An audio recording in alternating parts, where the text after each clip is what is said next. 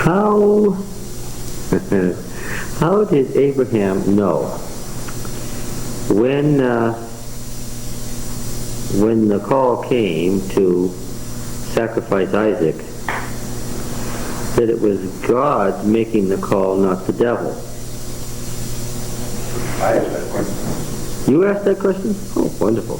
I'm glad it was you. I thought it was the man next to you. First of all, if you're reading the Bible forward, how developed is the idea of the devil and devil worship in Abraham's time? They were sacrificing sons to the devil worship. Oh no, now you're reading backwards.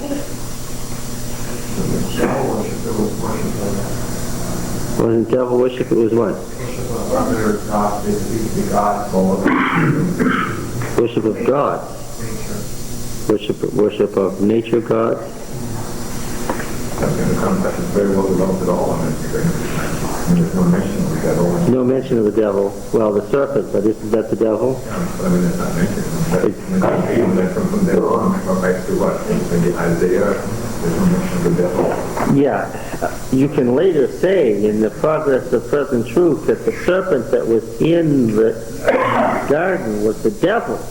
But there's nothing that says that Adam and Eve believed that or even thought about a devil. That's why they were deceived. We think we have this problem. We think that everything we believe about religion, as a matter of course, day by day, all the folks in the Bible believe. Remember, that's not true. Well, at least they're capable of making it more disbelief or disrepresenting than we are. Well, but they may not have known a lot of those things. There's no hint in Genesis that Abraham ever thought about the devil. Now, can you say a place where the serpent is identified as the devil?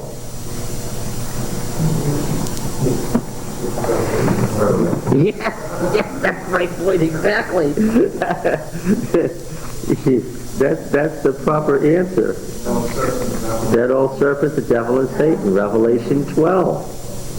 But what's the problem with such an identification? We cannot read the Bible backwards when we do exegesis and say that what it says in Revelation 12, this is what happens when you do proof texts, that what it says in Revelation 12 is what the folks in Genesis understood. Seems like in this theme of Eden to Eden, we assume that since they were right with God, that He naturally would have filled them in on all of the stuff that we know, since they were right back with Him.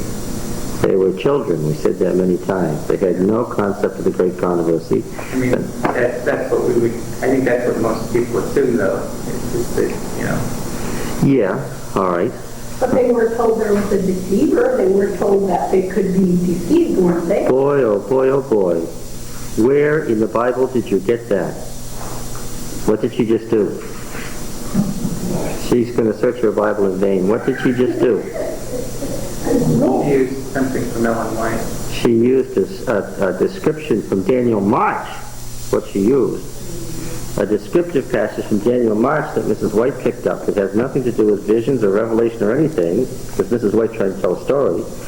She used a description from Daniel March and inserted it into the Bible as if the Reverend Mr. March, nice fellow that he was from the 1830s, knew anything about exegesis of Genesis.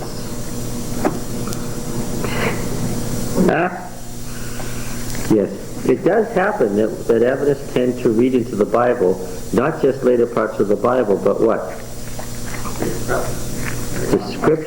Descriptive passages from the writings of Mrs. White. No. They go so far as not to read the Bible unless she's read it. That's true, yes.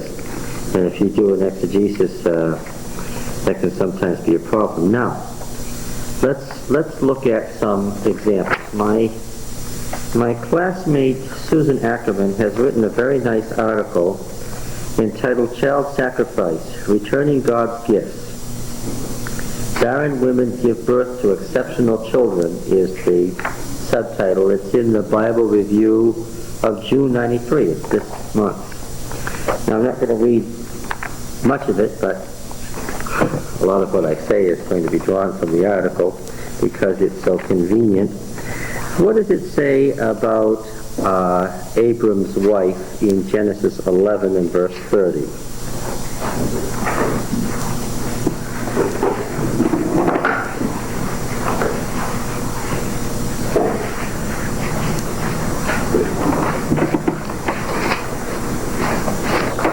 What's the statement that's made? I want to see a thing. Sarai was barren. She had no child. Genesis chapter 25. Let's read Genesis chapter 25. Turn to Genesis 25 and read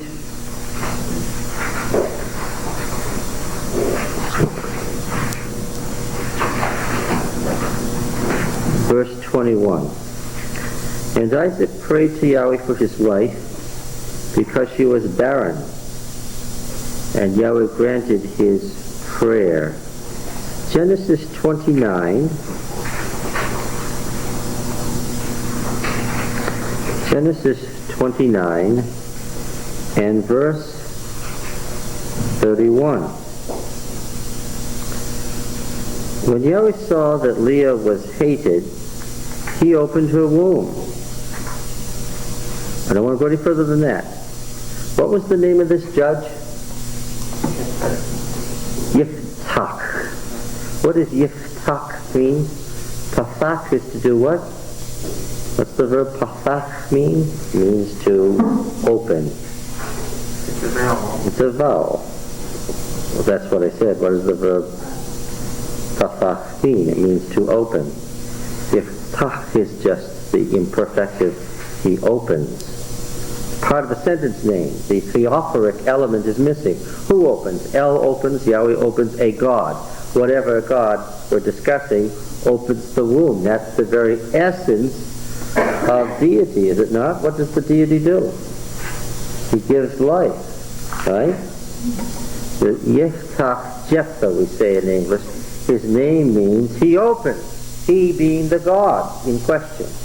A God's name would have been in the front of or at the end of that man's name. I gather that there was a God's name and that it was a pagan God, and that's why it's not there. Divine name opens the womb. We abbreviate that capital D, capital N, meaning some divine name was there, opens the womb. If it was a Hebrew, what should the name have said? Yahweh opens the womb. Alright. And here it says, when Yahweh saw that Leah was hated, he opened her womb. But Rachel was barren. Now you can already see whither this is leading. One does not have to be a great theologian to figure this out.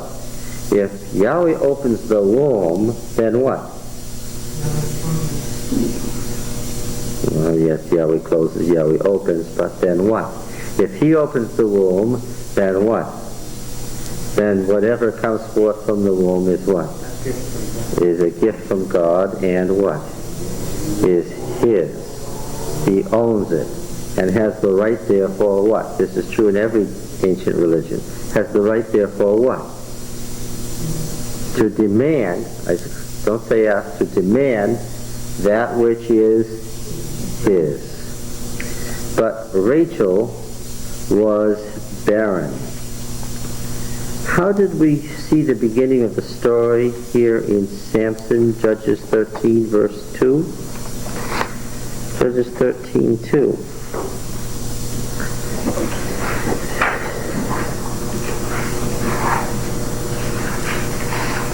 Now there was a certain man of Zorah, of the clan of the Danites, whose name was Manoah.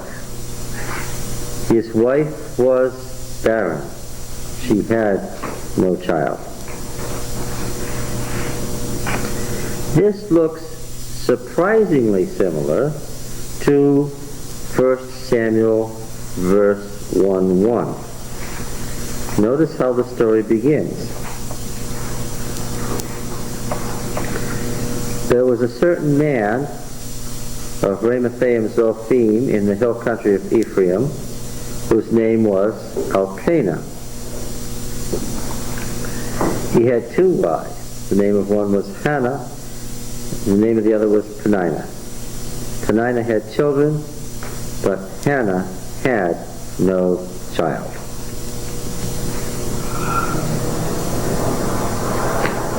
Second Kings, chapter 4, and verse 14. 2 Kings 4:14.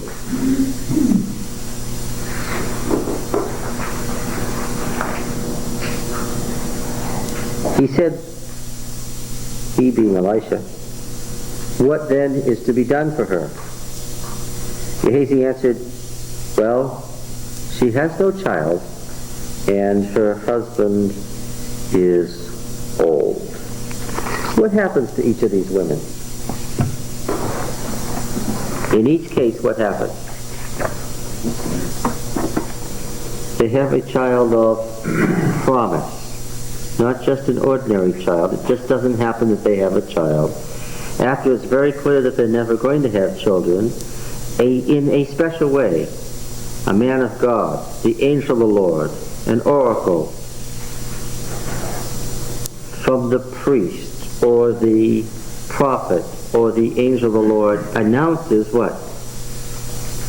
You're going to have a son. And this is a special son, isn't it? This is distinct from all the other children. This is the child of promise. In each of these stories, if you read on, there is the conception of the child of promise. Who is it? It's Isaac, it's Jacob, it's Joseph, it's Samson, it's Samuel. It's the child of promise. Okay? Now something happens in each of these cases. The tone is set with Isaac. What happens? What happens? God asks for the child back.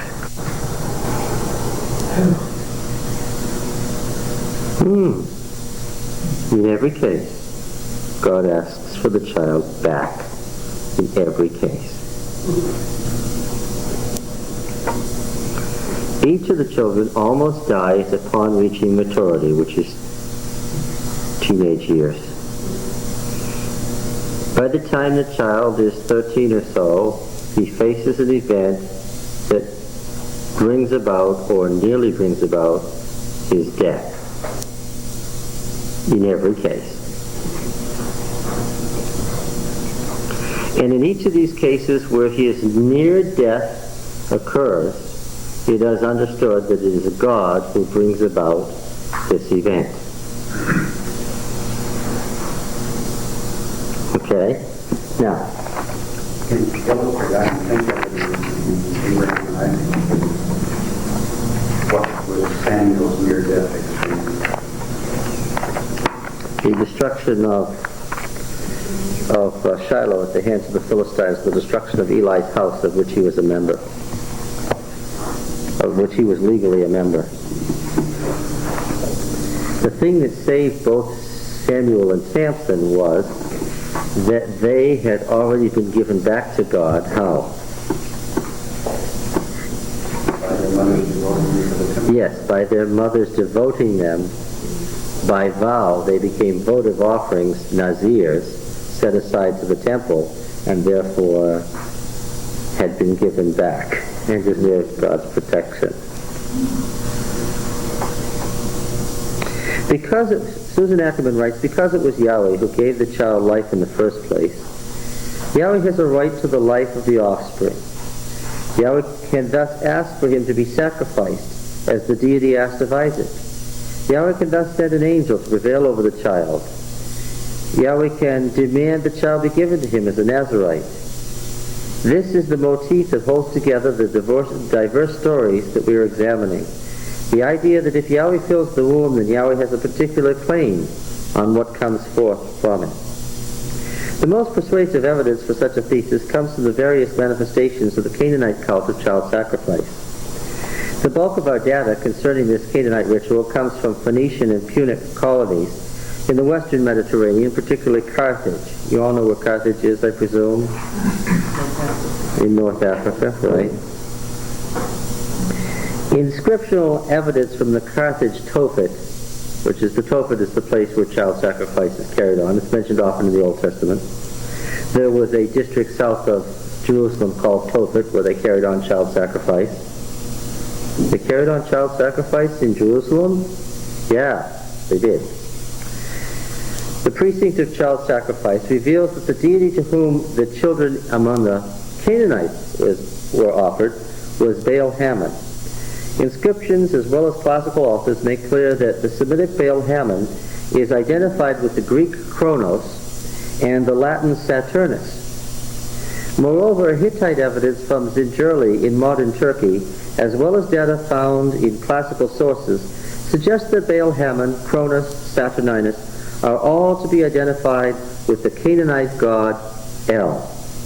Baal-Hamon in the west is El in the east. El is also associated with child sacrifice in Semitic mythology, as the Phoenician history of Philo of Byblos makes clear, when it 3 times recounts the story of El's sacrifice of his own son. This tradition is also alluded to by Diodorus Siculus, a 1st century BC historian, and by Augustine, a bishop and leading figure in the Church of North Africa in the late 4th and 5th centuries. It is especially cited by Tertullian, a church father who lived most of his life in Carthage. This association of the Canaanite god El with the cult of child sacrifice may appear surprising, since El is regularly called the kindly one, the compassionate one at Ugarit, the merciful one in the Proto-Sinaitic inscriptions from Serbet al-Qadim. Moreover, in Canaanite myth, El is the progenitor par excellence. In texts from Ugarit, he is called Father, as in the epithets Father of Years, Father of Humanity, Father of the Gods, also Patriarch and Creator. The deities of the Canaanite pantheon are the sons of El, right? We've been down this road many times. The sons of El, and the generation of El, that which he has generated or begotten. So I would say the begotten of El here. In the Ugaritic epics of Kurta and Akhat, El both promises and provides progeny to the human kings Kurta and Danil when they find themselves without heirs. How can this procreator god extraordinaire simultaneously be the god of child sacrifice in Canaanite mythology and in Sicily, Sardinia, and North Africa? I would suggest that as progenitor par excellence, El has particular claim on all that comes from the womb. Children are sacrificed to El because they are his. He is both the god of fertility, who gives children, and the god of child sacrifice, who demands their return. Gruesome as it may seem to us, El's association with child sacrifice is in fact integral to his nature. Now make a leap. Now make a leap. What should your leap be? From El to? Well, God sacrificed his son for us. No. Huh? The El Shaddai, To? Abraham. To Yahweh, of course. Who is historically, who is the successor to the Canaanite El in Palestine? Yahweh. Yeah. It has been argued by many, dating back as far as Julius Wellhausen, that Yahweh, the deity of the Hebrew Bible, originated as an El figure. And that's certainly true, because we know that the epithet of El was El, who creates the heavenly host.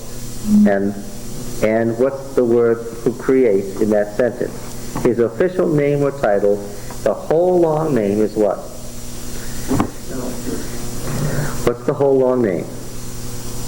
El, who creates, what's the word?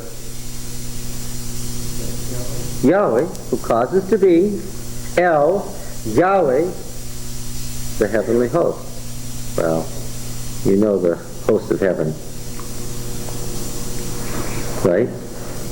Sevaoth, you certainly, I said Don't say, Lord Sabbath is his name. When you sing A Mighty Fortress, say what? Lord Sabaoth, Lord of hosts, the heavenly armies.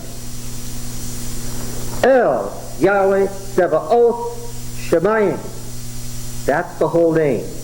It equates what? Two gods. El is the one who causes to be. Hifl of the causative of the verb to be. And that word is Yahweh. Okay? So, I said make a leap.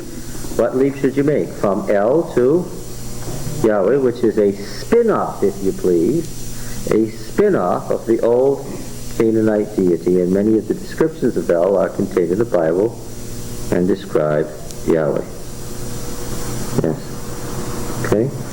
Now, it has been argued by many, dating back as far as Jewish Wellhausen, that Yahweh, the deity of the Hebrew Bible, originated in El figure. Yahweh shares with El attributes of creator, progenitor, and giver of offspring. The very name Yahweh, in fact, likely means he who creates. The story of barren women, on which we have been focusing, clearly demonstrates Yahweh's role as a God who opens the womb. Even more telling, perhaps, is Jacob's response to Rachel when she cries out in frustration at her barrenness, "Give me children or I shall die." Jacob responds with anger, "Do I take the place of El, who has withheld from you the fruit of your womb?" Genesis 30, verses 1 and 2. Fertility, in short, lies with Yahweh. Yet, while these citations demonstrate that Yahweh, like El, was conceived of in Israelite religion as the giver of progeny, there are an equal number of biblical passages demonstrating that Yahweh, also like El, was a God associated with child sacrifice. To be sure, the biblical authors are resolute in their condemnation of the cult of child sacrifice. Now, here's an irony. The law codes found in Deuteronomy and Leviticus both expressly forbid this rite. What does that tell you? You don't have to go any further. What does that tell you? Yeah, we've said this so many times in this class. The fact that the biblical writers didn't go out saying, "Let me see, what laws shall we make up today?" And they didn't say to God, "Give me 20 more laws to write down, will you please?" The laws came as a result of what? Yes, and if there are repeated condemnations of child sacrifice, what does that tell you?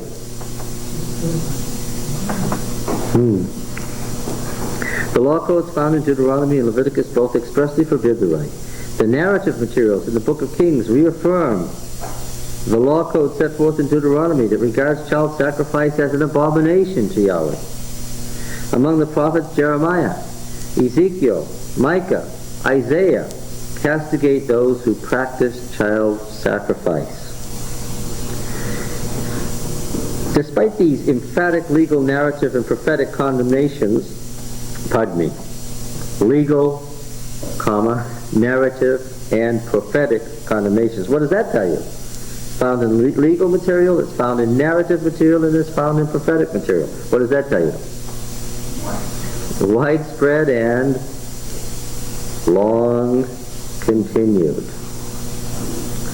Despite these emphatic, I'm glad you're here, we're talking about child sacrifice. Legal, narrative, and prophetic condemnations in the Hebrew Bible of the cult of child sacrifice, however, such a cult is not wholly alien to Yahweh. It is an obvious point, often overlooked, that the biblical polemics against child sacrifice suggest that there was something to object to. That these polemics are found throughout the Bible and throughout most of Israel's history further indicates a widespread and long-lived practice. Certainly, as can be seen from Genesis 22, Yahweh felt no compunction about requesting from Abraham the sacrifice of his firstborn son Isaac. Abraham, at least in the story as it comes down to us, expresses no doubt that his God had the right to make such a demand. The deity, in short, could make a legitimate claim to the child.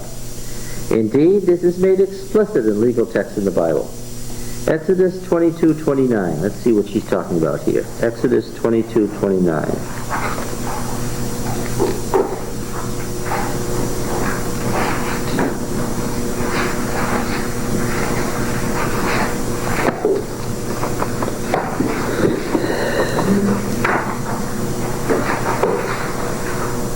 It's very, in this law code, it's quite dramatic, because we don't have the rest of what we expect here.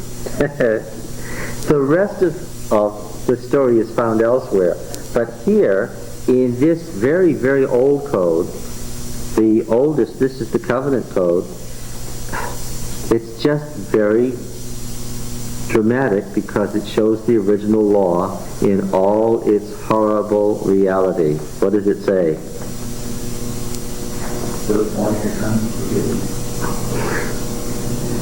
The firstborn of your sons you shall give to me. Period. What would I like to have in addition? Yes. Yes. Unless you want to, but that's not here. This shows me the ancient law, and what is it? It's very specific. What does it want? What's the firstborn son? Is there something in the language that implies that the sacrificing or just giving? Yes, that giving is sacrifice. Now, that's not the whole story. Exodus 34:19. What does God say there? Of course, there's more text in Exodus than just these, but for right now, I want to just get you to see the beginning of it. Exodus 34:19.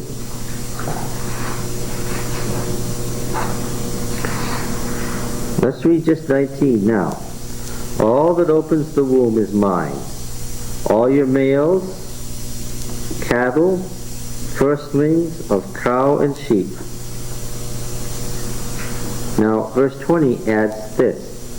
And I say adds, and I hope by now you remember what adds means. I mean adds later. Adds, the firstling of an ass you shall redeem with a lamb. Or if you will not redeem it, you shall break its neck. Verse 20 is talking about something quite different than verse 19. Verse 20 is talking about redeeming. Verse 19 doesn't say anything about redeeming. Verse 20 is an addition, and is a later addition about the special situation of asses in their culture. We know, do we not, that donkeys had a very special role in the Hebrew culture. We've said that many times because they originated with the patriarchs who were what? And this we agree with Albright completely. What?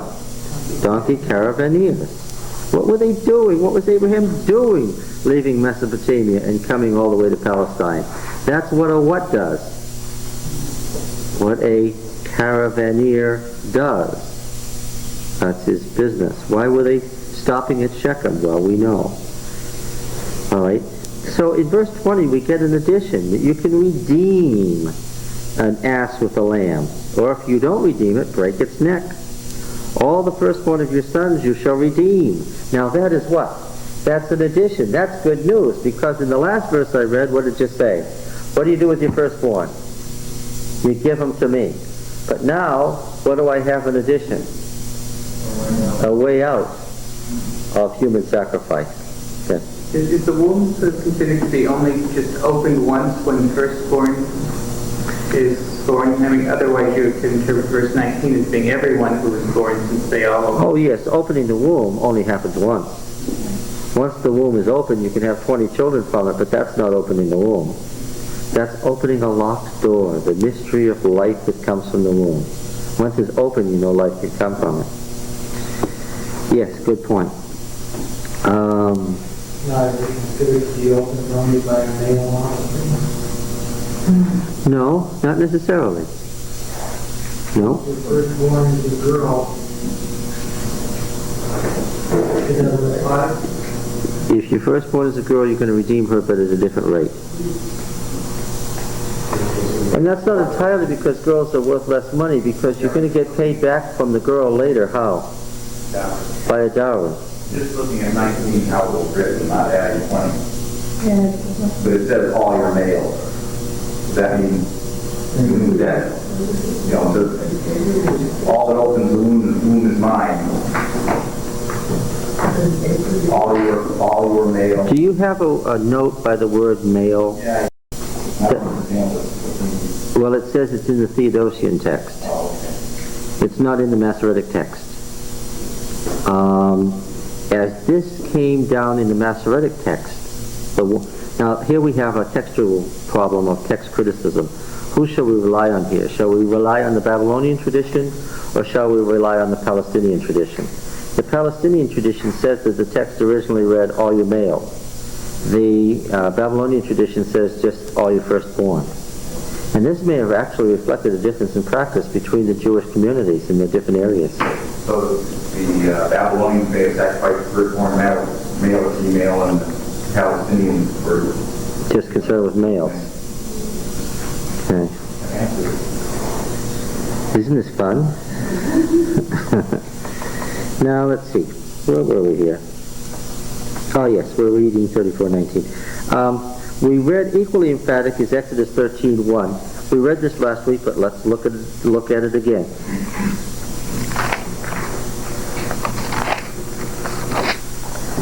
Hard though it is for us to believe, what is the evidence clearly pointing to here, Ed? Child sacrifice wasn't being practiced in a group. Practiced where? In Israel, in Yahwism. What does that tell you about Jephthah? He was the firstborn. He was the firstborn, and he didn't have any other children but a daughter, and what was she? She was his firstborn, and it was a perfectly appropriate one.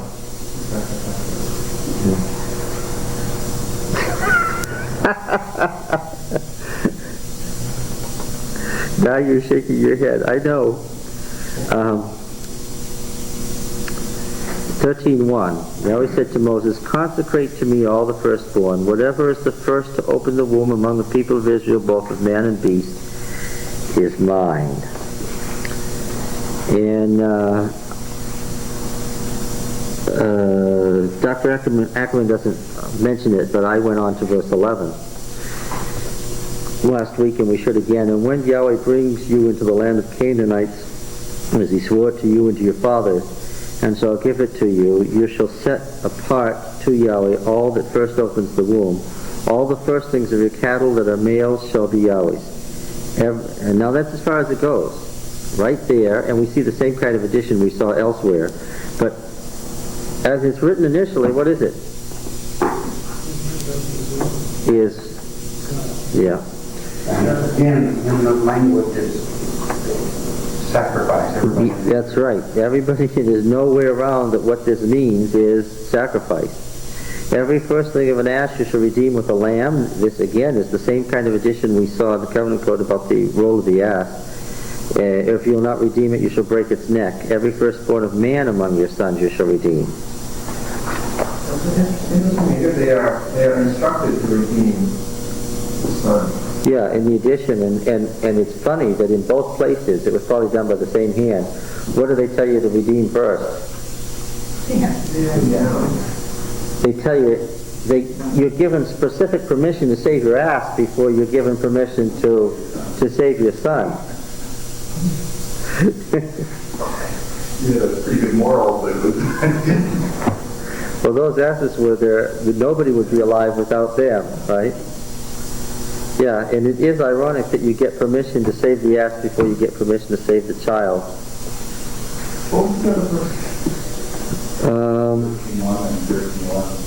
No, the parallel was in Exodus 34, 19 and 20, I think it was, wasn't it? What did they do while they were in Egypt? What did the Egyptians do? They That's a good question. I don't know the answer to that. Did the Egyptians practice human sacrifice? Passover thing was like a big sacrifice thing, wasn't it? Well, of course, Passover is a Canaanite thing. It's the spring festival. The Hebrews inherited it and gave it the meaning of that was the time of the year that they were saved from Egypt. So it took on a... It didn't happen in Egypt? What? He was referring to when they first Blood over the posts and all that. Oh, well... First son was... Yeah, that may have been the point of their saying we don't have to practice human sacrifice. Because the firstborn of Egypt died, but the Israelite children didn't.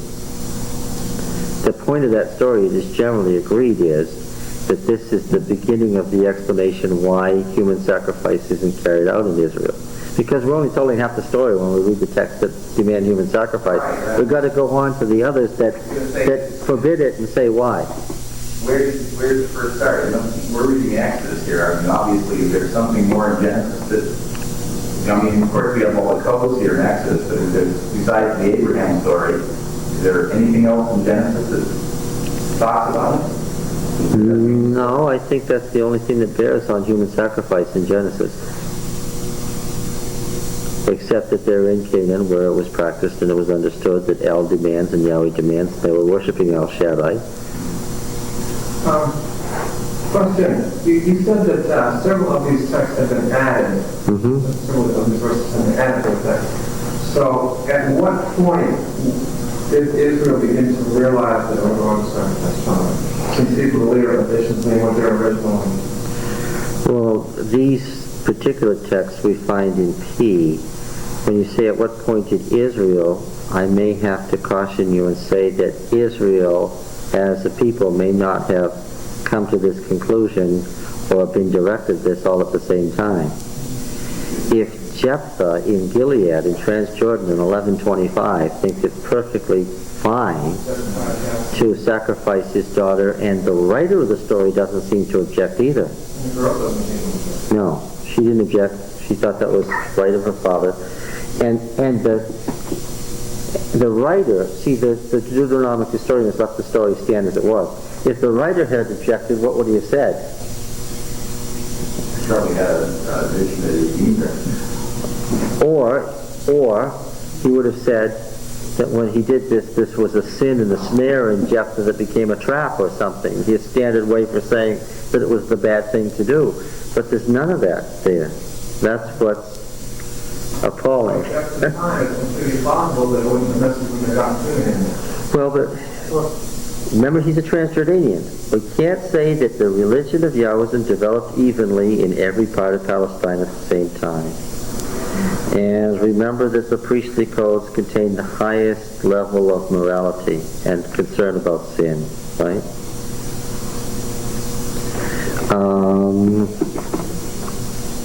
Let's keep reading. Yes? The writer was during Hezekiah. What? Oh, but don't get P as an editor confused with the origin of these laws. P didn't make up these laws. What did he do? He gathered together this stuff and put it in the form. Genesis, a book as we know it, comes from the hand of P. Exodus, a book as we know it, comes from the hand of P. Leviticus, a book as we know it, comes from the hand of P. But what can we not say? That P wrote it, or that these things have anything, that in origin they have anything to do with the time of P. Do you think he has the addition? Oh no. Certainly there's condemnation of human sacrifice in Isaiah. So human sacrifice was still going on in Isaiah's time. But do I think that at that late date that they were just writing down laws saying don't sacrifice children to Yahweh, that's not a good thing to do? No. I think it was long before then. But I think that, in fact, I think it was probably during the period of the Judges that human sacrifice was done away with officially and by the Orthodox Yahwist religion. But what am I going to tell you? Oh, yeah. And I won't say just individuals. There were Yahweh temples, and what else were there? And it's clear from the book of Judges. There were Yahweh temples, and then there were Yahweh temples, and some of them were this pure monotheism, and some of them were what? Like at Kutalet Azrud, they found that bowl down there in that site 30 miles south of Kadesh Barnea in the northern Sinai desert. And what does it say in the inscription on the bowl? That this bowl is sacred to Yahweh and to his Asherah. So what does that tell you? In that site, down there in the northern Sinai, the Hebrews who lived there worshipped Yahweh and what? And his wife. Yeah. If you had asked those people, what God do you worship, what would they have said? Yahweh. They would have said they were Yahwists. And I suspect, Ed, that if you worship Yahweh and his Asherah, which just brings you much closer to El, that you probably would do what else? Probably sacrifice children. So when you were saying the author of the story of Jephthah didn't condemn it, you were referring more to the original author than to the later Deuteronomist who was putting it together. Oh yes, because the original Deuteronomist puts it in the context of the book he's created, that the whole thing was in chaos. Just the fact that it's part of the ongoing story of the Judges, with his commentary at the beginning and the end of the story, shows that he's as horrified as Ed at this. But the person who wrote the story certainly isn't. Remember not to confuse the originator of a story with the person who put it in our Bible, which may be centuries apart. Well, many of the other writings, many of the other, when you talk about the Baal epic and all these other things, are there other stories, other more detailed descriptions of how they had these human sacrifices compared to, some of these ones where we have they doing this and that, and the other things are these bulls, do they describe how they had these human sacrifices? They describe them in the same detail that Leviticus goes into on what to do with a bull. They do?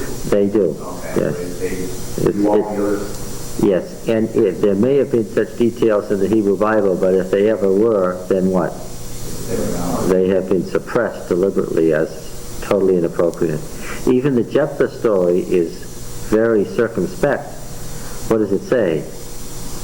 It doesn't say he cut her up in little pieces and right? It just says he did as he'd vowed. That's obviously a circumlocution that is there to avoid describing in detail a human sacrifice. And here we say that the later authors didn't mess with the text.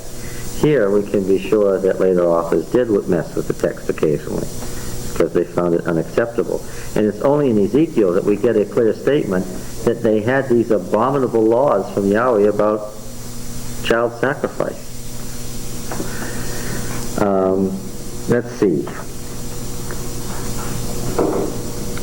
Leviticus 27 we looked at some length last week.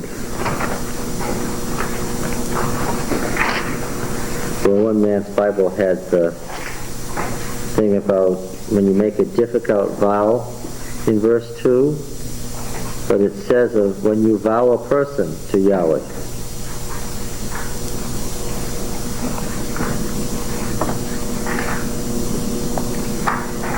And here, the avowed person is redeemed in money. How do I know that that's later than the time of Moses?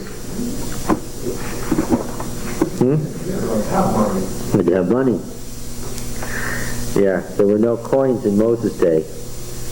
We won't find a coin stamped with the head of Moses. Yes, yes. Or one of the pharaohs. Yeah. Yeah, so here we're in the time when you got coins. And, yeah. You hate this because there's coins? No, because once you've got coins from the 11th century onward in Mesopotamia, then this might have come into Palestine at any time thereafter. You say from the 11th century. Onward, yes, you can get it back to a certain point that it can't be earlier than, but then it can be later than that. It can't be later, of course, than the exile, because we know that these books branched off into 3 families and that they existed in 3 separate places in Egypt, Palestine, and Babylon as total books. So we know that by the 6th or 5th century BC, the Old Testament was set, and that even these appendixes did not come later than that. If we had a family, for instance, Don, that had, in one family we had a book that had Leviticus without chapter 27, and in another textual family we had a book with chapter 27, what would we say? The 27 was later than the divergence and is fairly recent. And there are places like that in the Old Testament. Okay. Yeah, so here it is clear that you are not to sacrifice the person. You are to redeem the person. That's the law. All right. What is Numbers 3:13? Numbers 3:13.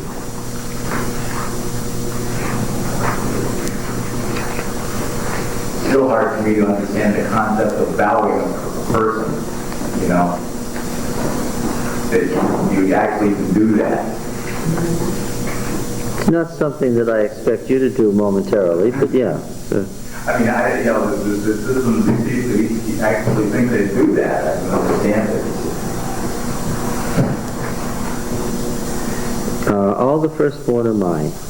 On the day that I slew all the firstborn in the land of Egypt, I consecrated for my own all the firstborn in Israel, both of man and beast. They shall be mine. I am Yahweh. A piece of the holiness code. Chapter 8. Numbers 8.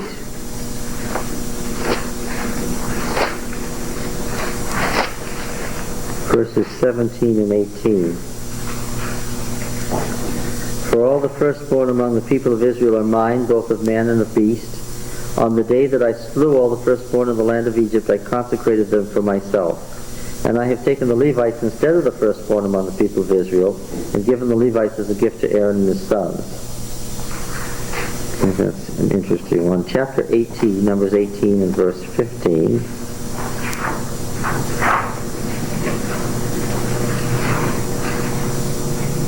Everything that opens the womb of all flesh, whether man or beast, which they offer to Yahweh, shall be yours.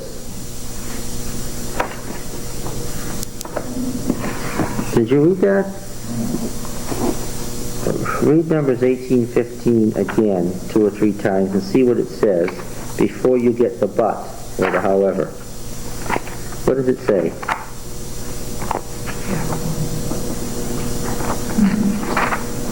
There's a but, and the but is obviously intended to forestall something that is going on.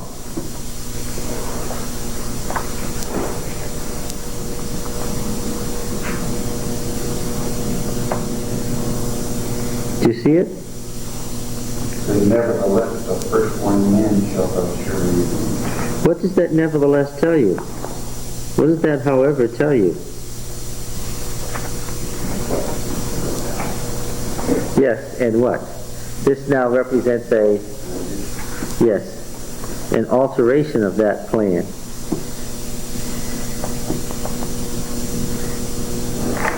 Verse 18, verse 14.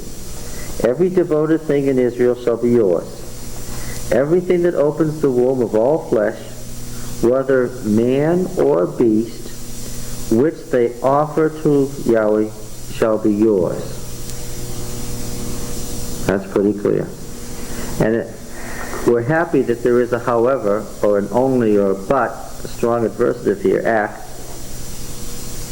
Nevertheless, the firstborn of man you shall redeem, and the firstlings of unclean beasts you shall redeem.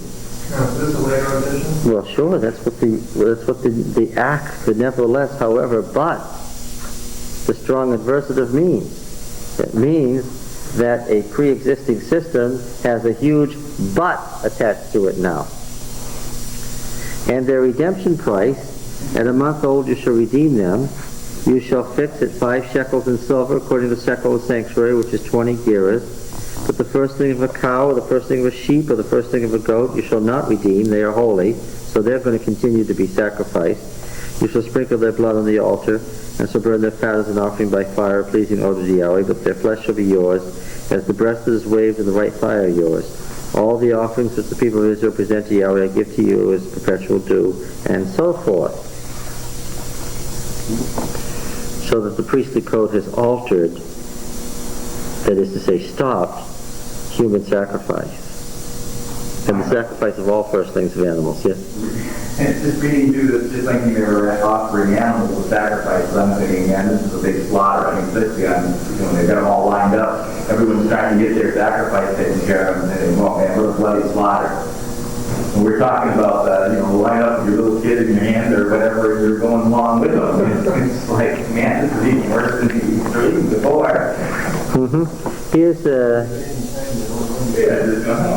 there's a stele here from the Tophet at Carthage, and it shows the priest walking toward the altar with the child in his arms, with the babe in his arms. ready to sacrifice. Yeah.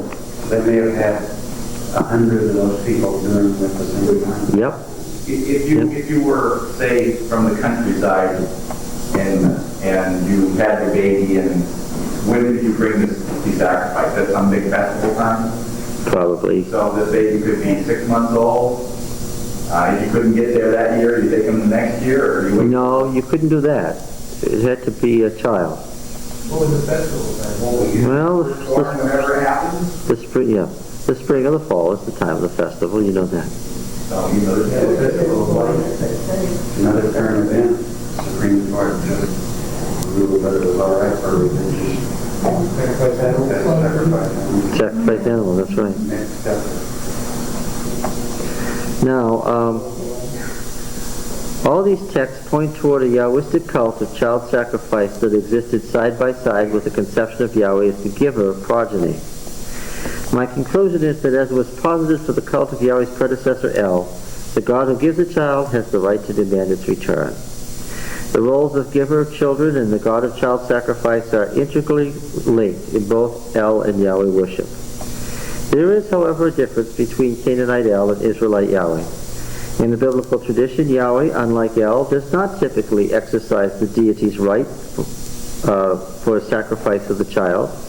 Instead, the deity provides for a mechanism of substitution. The child can be redeemed by offering the sacrifice of an animal. In fact, such redemption by animal is explicitly commanded in Numbers 13:13 to 15, 34:20, Numbers 18:15. This is, of course, exactly what happened in Genesis 22, where Isaac, the child of the barren Sarah, faces what I would suggest is an expected ordeal of near death, but is redeemed at the last minute, and a ram sacrificed instead. So too are Jacob, Joseph, the Shunammite woman's son, redeemed by God, who ultimately chooses not to exercise the option of taking the progeny previously granted. As so too are Samson and Samuel, redeemed by their mothers, who dedicate them to God at their birth, and their commission of Nazarite forestalls the need to sacrifice them. That is, I would say, they were sacrificed a different way. Okay? What? The secular history, the Neolithic period, Yes. they tell about, for example, the woman, the goddess worship. They believe that was a time where no had a sacrifice, blood sacrifice. Mm-hmm. And when change is from male God, when he started about the sacrifice, human sacrifice. Could you tell something about this? About this change, if you have the following changes between female God to male God? Well, that has been a popular conception in modern feminist theology. I don't know if it's true. That when they worshiped female gods, there was no child sacrifice, and when they worshiped male gods, child sacrifice came to the fore. I don't know if that's true. I really don't. Haven't done enough study to know. It's an interesting position. All right. How did it come from the cult who wrote What? sacrifice the child on the city wall? Well, the reason for that story in Kings, that he sacrificed the child on the city wall, was the enemy's army was surrounding the city and could see him do it. And the enemy happened to be Israel. And that was a very revealing story, because when the king of Moab sacrificed his son on the city wall where the Israelite army could see him do it, what did they do? They went home. Why? No, not because it was repulsive. On the contrary, they looked up, they said, oh no, he sacrificed his son to his God. Now what's going to happen? Now God's going to help him. We can't win now. What? We better go home. What does that tell you? That they believed in the efficacy of child sacrifice. That's why there's so much stating against it. And that's in the time of the monarchy. We could say that it had already been forbidden and they had perhaps sunk back into it. Yeah. Yeah. Were they even wise in that? did Samson come to the edge of destruction when he was just reaching maturity? Each of these children, when they were just reaching maturity, something happened at the hand of God that nearly caused their death. What was it in Samson's case? Well, we don't know that yet because we haven't gotten there. What we have done so far is we have absolved Jephthah of culpability in the death of his daughter, right?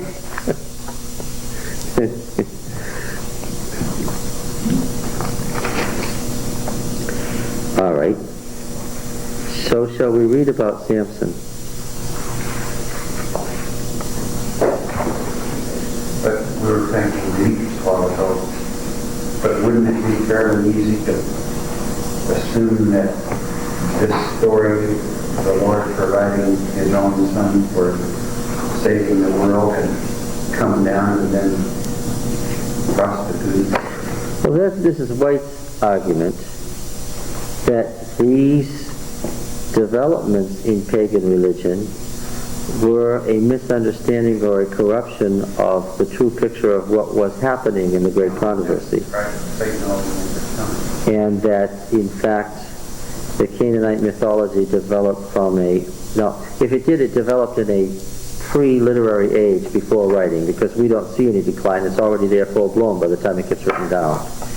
But Mrs. White argues that because people knew the story originally of what was going to happen, that by this time all this is a corruption of the original concept of what was going to happen. Yeah. Here's the narrator speaking in Judges 13:1.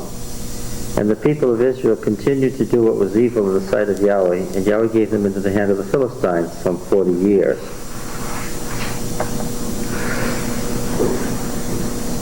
This has become a pattern. Now, there was a certain man of Zorah. It actually says man from Zorah, so we can't say that he lived there, but that he came from there and had left there. Why he left there becomes more evident as we go through the story.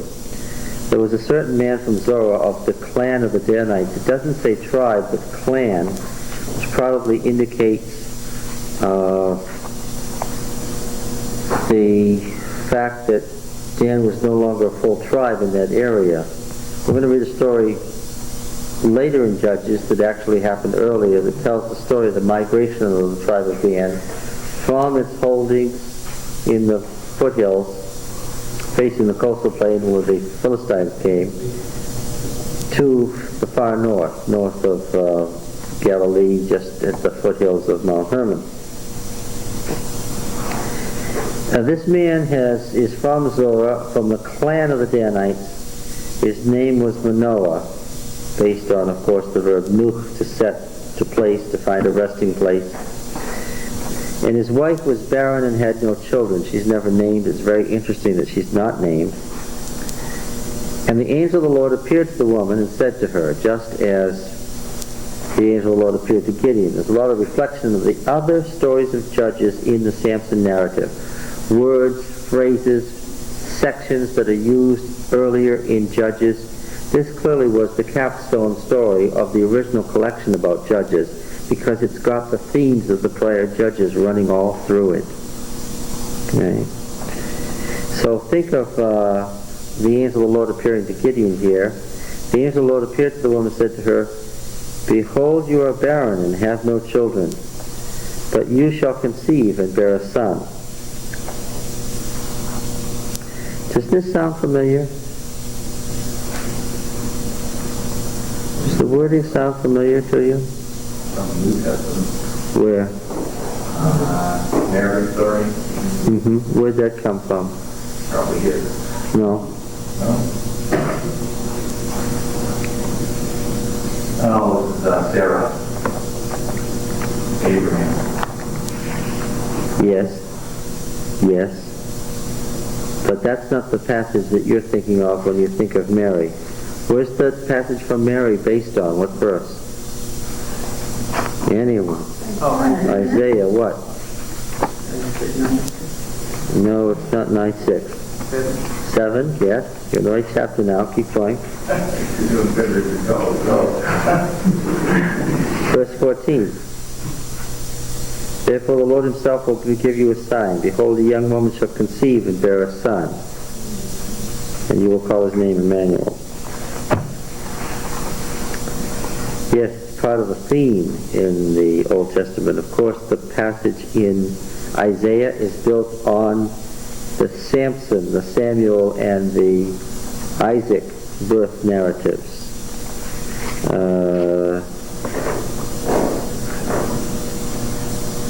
Right? It's interesting. Butter and honey shall we eat, that he may know the accused people and choose good. Right. Now look at verse 24 in this chapter, 13:24. And the woman bore a son and called his name Samson. And the boy grew, and the Lord blessed him. And the Spirit of the Lord began to stir him at Camp of Dan. Does that sound familiar? What was said about Jesus? Ah, okay. Oh, we'll find out in a minute. It means something fun. We'll find out in a minute.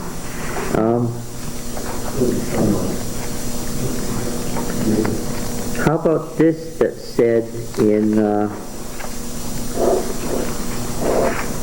1 Samuel chapter 1?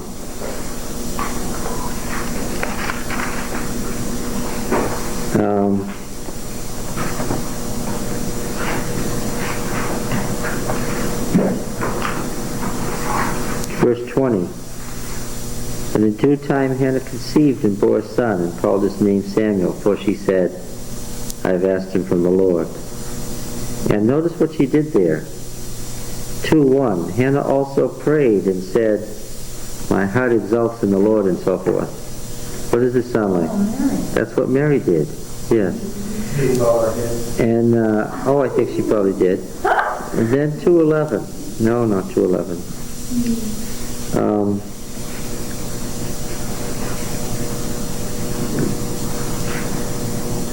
What happened to the boy as time goes by? 2:26.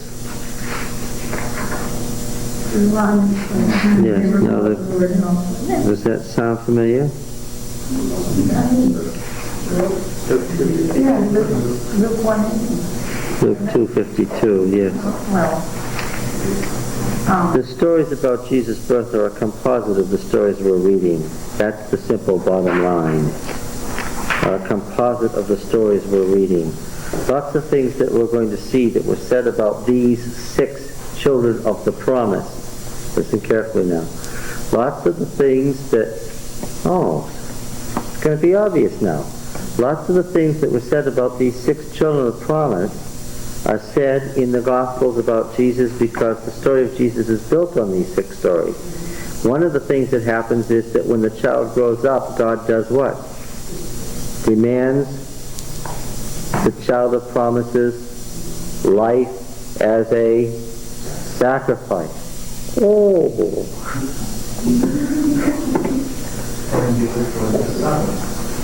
Yes. And the folks who wrote the Gospels knew what they were up to. Even if because we don't study the Old Testament, we don't know, but the original readers would have known because this was their Bible, what was going on. Okay. Now then. So we have to be very careful when we read about the Isaac story and the birth of Joseph and the birth of Samson and what happened to him and the birth of Samuel and what happened to him, to recognize that these stories become the composite stories that form the nucleus of the gospel stories about Jesus' life. Remember that when they first told about Jesus, they didn't tell anything about his life. What did they tell? What did Peter and the apostles, as you read in the book of Acts, what did they preach about? Yeah, what did they say? He was crucified, died, resurrected, and ascended into heaven. That was the important stuff. That the child of promise came, was promised in this way, there was nothing in between. Okay? The in between is filled in on the Old Testament pattern. Right? Now, it helps us to know that Samson is a god. Did you say it? All right.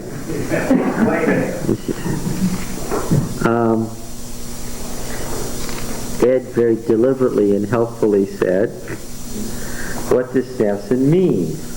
We're trying to figure out the name God means something. Oh, that's very good. Wisdom is known by its children, Ed. Of course, it's the shin in Hebrew, so we wouldn't in Hebrew say Samson, we would say what? Shimshon, and of course Shemash is the Canaanite god that we're so familiar with. What god is it? One of the great gods of the pantheon, appearing all over the east. Shemash is who? Well, he's equated with Baal eventually. Shemash is the sun god. Is the sun. Yes. Shemash is the sun. And this ending with the N is probably from the old Yanu ending that we find in Ugaritic. In which case it would mean the man who is the Son. No, not the Son of God. You're utterly missing the point. What Son am I spelling here? S-U-N, the big ball of fire in the sky that gives life to the earth. Of course, Delilah. What's the Hebrew word for night, Richard? Lila. And the D in Aramaic means of. So, who's that? Huh? The moon is the spirit. She's the one of the night. And who is the feminine lady of the night? Who is that? What did you say?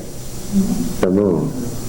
And so the old Canaanite myth of the sun and the moon and how they related to each other forms the basis of this story. Now, what was Baal again? The god of fertility in the storm. He was the god of rain par excellence. Baal's temple had a window in it, the window of heaven that opened so that the same words as what Noah did with the ark. He had a what in it so that he could open it and close it, having to do with the rain. Yes, so. Well, it means the man who is the Son. He's the incarnate Son. S-U-N. Now, if there were 70 gods, what 70 things were they worshiping in the, cosmos? Oh, I don't know. There's plenty of forces of nature that you can personify. Basically, all of them were for a force of nature? Yeah, they were all forces of nature, yes, absolutely. And this is all Canaan. Yeah. So we can just, next time if one of these comes up, we'll just guess One of the gods. Power, trees, water, ocean, stars, something that's going to be there, right? And I can say that you're on the right track even if you missed who it was. Yeah, you're right. You almost got it.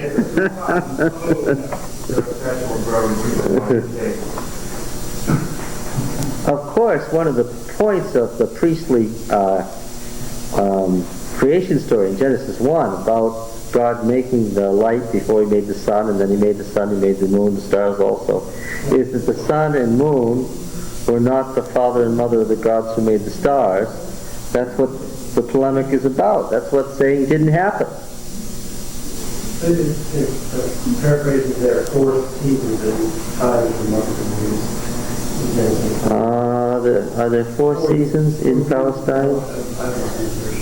I think that Palestine basically considered itself two seasons, wet and dry, and that's life and death, the period of life and the period of death. All right. Why they wrote the first chapter, to try to say there was only one God and He created everything else? Oh yes, it's a polemic against the other creation stories. The way it's written makes no sense unless you know what the other creation stories said. Oh, you mean there's more? Well, let's keep going. I'll try here on the fun, but... Well, see, we have to deal with it because she's about to name him. Now there was a certain man of Zorah of the clan of the Danites. His name was Manoah. His wife was barren; she had no children. The angel of Yahweh appeared to the woman and said to her, "Behold, you are barren and have no children, and you shall conceive and bear a son. Therefore beware, and drink no wine or strong drink, and eat nothing unclean. For lo, you have conceived, and you are bearing a son." The tenses here change somewhat. It appears that the conception is immediate. "No razor shall come upon his head, for the boy shall be a Nazarite to God from birth, and he shall begin to deliver Israel from the hand of the Philistines." Let's not misunderstand the statement. He'll begin to deliver the Israelites from the Philistines, meaning he'll begin it and somebody else will follow it up. That's not what it means. Wrong. No. The question at the beginning of the book was what? The question at the beginning of Judges was what? Yes. And the answer is what? In each case, who begins the fight is what? The person who begins the fight is what? Doesn't mean he doesn't end it. It means what? Who signals the beginning of the fight?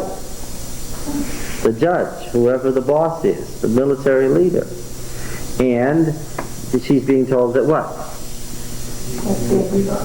He'll be the judge. He'll be the one who will fight against. So don't misinterpret the text to mean something other than what it means. He was supposed to begin the fight and what? And end it. Okay. "No razor shall come on his head, for the boy shall be a Nazarite to God from birth." Well, we better read number 6 then. Right? We better read number 6. It's been a while.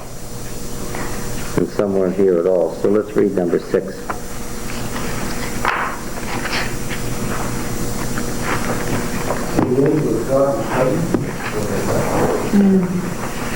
Yahweh said to Moses, "Say to the people of Israel," number 6, when either a man or a woman makes a special vow, the vow of a Nazarite, that is one separated or consecrated, to separate himself to Yahweh, he shall separate himself from wine and strong drink. So in number 6, the separation is from wine and strong drink and to Yahweh. "He shall drink no vinegar made from wine or strong drink, neither shall he drink any juice of the grapes or eat grapes, fresh or dried. All the days of his separation he shall eat nothing that is produced by the grapevine, not even the seeds or the skins. All the days of his vow of separation no razor shall come on his head, until the time is completed for which he separates himself to Yahweh. He shall be holy. He shall let the locks of the hair of his head grow long. All the days he separates himself to Yahweh, he shall not go near a dead body, neither for his father, nor for his mother, nor for his brother or sister. If they die, shall he make himself unclean, because his separation to God is on his head. All the days of his separation he is holy to Yahweh. And if any man dies very suddenly beside him, and he defiles his consecrated head, then he shall shave his head on the day of his cleansing, and on the 7th day he shall shave it again. On the 8th day he shall bring 2 turtle doves or 2 young pigeons to the priest, to the door of the tent of meeting, and the priest shall offer one for a sin offering, the other for a whole burnt offering, and make atonement for him, because he sinned. Interesting concept of sin. A man has a heart attack beside you, drop dead. What have you just done? You have sinned by reason of the dead body. And he shall consecrate his head that same day, and separate himself to Yahweh for the days of his separation, and bring a male lamb a year old for a guilt offering. But the former time shall be void. A guilt offering is when you violated a specific rule or law of the sanctuary, remember? And because his separation was defiled. And this is the law for the Nazarite when the time of his separation has been completed. He shall be brought to the door of the tent of meeting, shall offer his gift to Yahweh, one male lamb a year old without blemish for a burnt offering, and one ewe a year old without blemish for a sin offering, and one ram without blemish as a peace offering or offering of well-being. And a basket of unleavened bread, cakes of fine flour mixed with oil, unleavened wafers spread with oil, and their cereal offering and their drink offerings or accessory offerings. That's a lot of stuff. This is a very serious vow. And the priest shall present them before Yahweh and offer his sin offering, his burnt offerings, and offer the ram as a sacrifice of well-being to Yahweh. With a basket of unleavened bread, the priest shall offer also his cereal offering and drink offering. And the Nazarite shall shave his consecrated head at the door of the tent of meeting. He shall take the hair from his consecrated head and put it on the fire, which is under the sacrifice of the peace offering. The priest shall take the shoulder of the ram when it is boiled, and one unleavened cake out of the basket, one unleavened wafer, and shall put them on the hands of the Nazarite after he was shaven, for a wave offering before Yahweh. They are a holy portion for the priest, together with the breast that is waved and the thigh that is offered, and after that the Nazarite may drink wine. This is the law for the Nazarite who takes his vow. Well, what did Nazarite vows have to do with originally? The number 6 doesn't tell us. What could possibly be the reason for a Nazarite vow? Careful how you answer. Let's not have... What's the reason why one would take a Nazarite vow? What would one be wanting to accomplish by taking a Nazarite vow? The military security of not getting drunk. It was exactly the military security of not getting drunk. What am I saying? That a Nazarite vow was connected to what?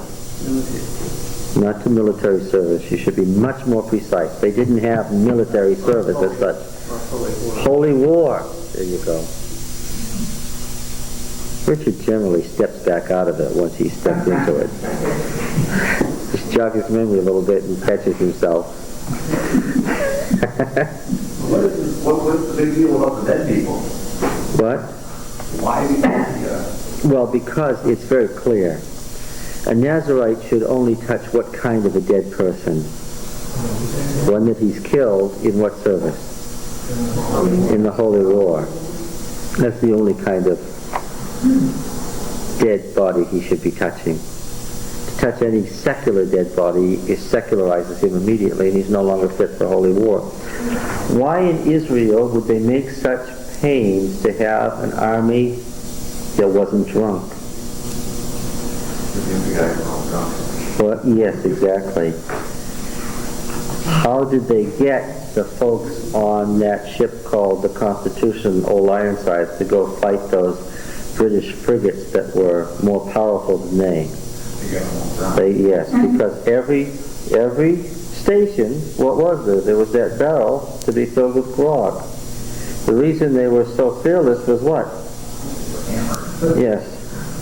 The trick was to get them drunk, but not to get them roaring drunk. So that what? But that you could still aim your cannon, hopefully, at their ship and not at yourself.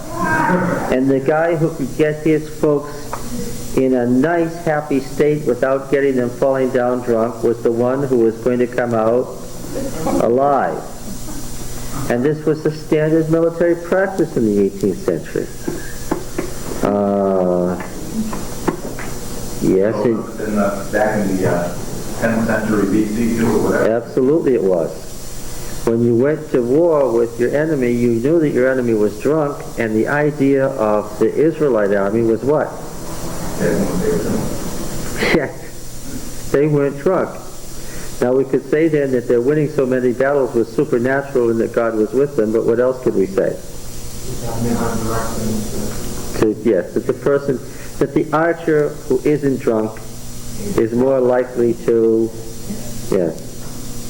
And they discomfited their enemies. In the Canaanites on the plain, when the rain fell and the river Kishon swelled. Well, you should be able to get away, but what?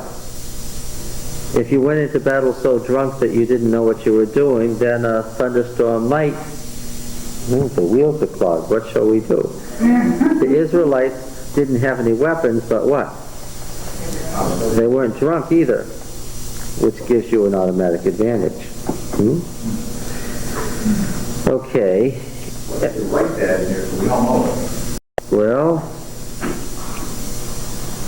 what was the preparation for fighting the battle against Sihon, king of Heshbon, and Og, king of Bashan? Deuteronomy 29:6. You did not drink wine or strong drink, that you might know that I am Yahweh your God. So when you came to this place, Sihon the king of Heshbon and Og the king of Bashan came out against you in battle, but we defeated them, and it's all one sentence. And what's the idea? The idea is clearly that the Amorite kings came out with their armies, but what? They were drunk, and Israel wasn't, and because Israel was in a state of holy war on the march, right? And the Nazarite vow is clearly connected to that. That's why it forbids wine and strong drink specifically. The person is a warrior in God's army, going to kill the enemies of the Lord and to be protected himself. And Samson's mother knew exactly what he was talking about when he said this to her. Of course you did. He's going to be a warrior, sir, no problem. Yes. We're all saying,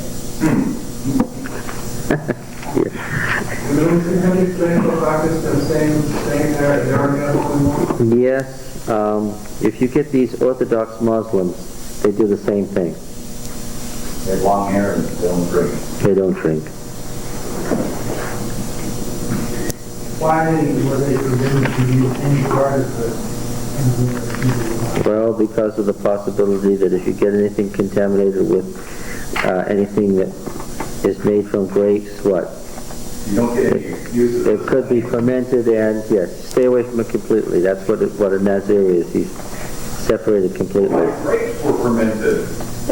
Then when John the Baptist and Jesus took the Nazarite, that didn't have anything to do with war then.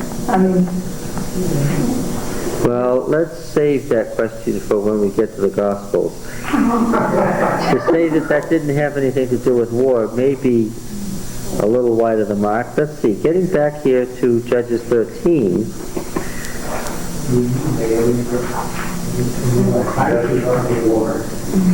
No razor shall come on his head, for the boy should be a Nazarite to God from birth. Now this is interesting. This is going the Nazarite vow one better. In number 6, one becomes a Nazarite how? By a vow that who makes? That the person makes. This goes one better. God makes the vow for the child before the child is born, at the moment of conception.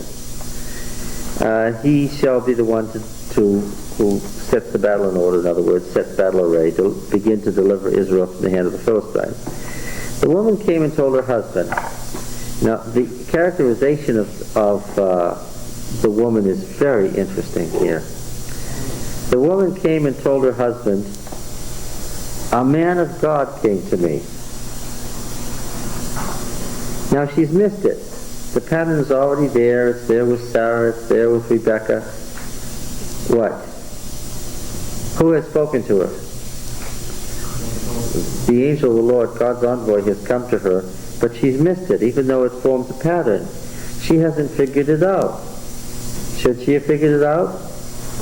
And then she says something that's hilarious. A man of God came to me. His countenance was awesome, like the countenance of the angel of the Lord.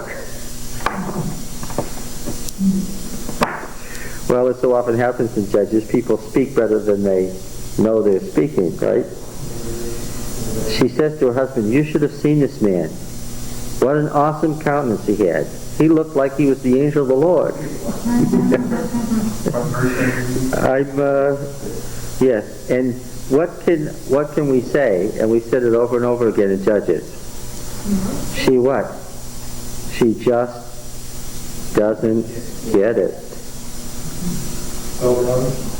Now it gets worse.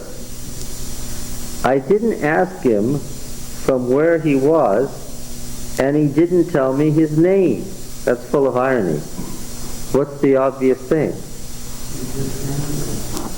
Yes, and what would a person who was thinking have done? The barren woman is told, "You have just conceived and you're bearing a son." Wouldn't you say, "What makes you think so? Who are you? Where did you get that idea?" Now it's even more dramatic than that. In the East, even today, what's the case? Should a man walk up to a woman and talk about pregnancy? Shouldn't talk to her at all. Yes, that's right. Shouldn't talk to her at all. Much less what? About something like conceiving a child. This is entirely inappropriate. Okay, do you think her husband was concerned? I think he was very upset. Now, she doesn't, of course, she doesn't, of course, tell everything. She says to him, "He said to me, 'Behold, you shall conceive and bear a son. So then drink no wine or strong drink, and eat nothing unclean, for the boy shall be a Nazarite to God from birth to the day of his death.'" She tells the stories that are related to her. She doesn't say that he is going to deliver Israel from the hand of the Philistines, which obviously is not as related to her personal experience as the fact that she now can't eat grapes or drink strong drink.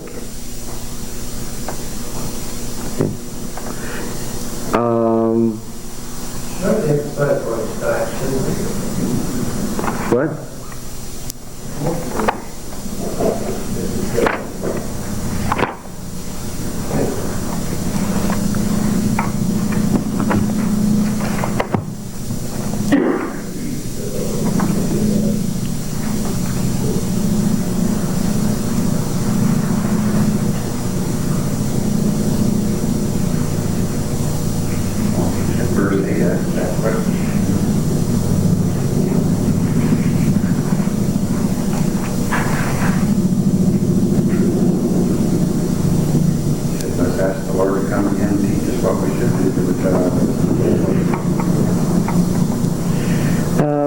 Yeah, and of course the way they translate it in my Bible doesn't make any sense. That's why I'm reading it.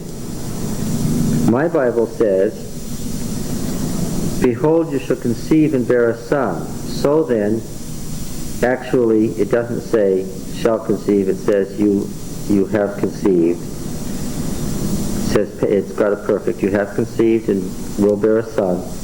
So then drink no wine or strong drink, and eat nothing unclean, for the boy shall be a Nazarite to God from birth. That's what mine says. Right? That makes no sense. What is she just told?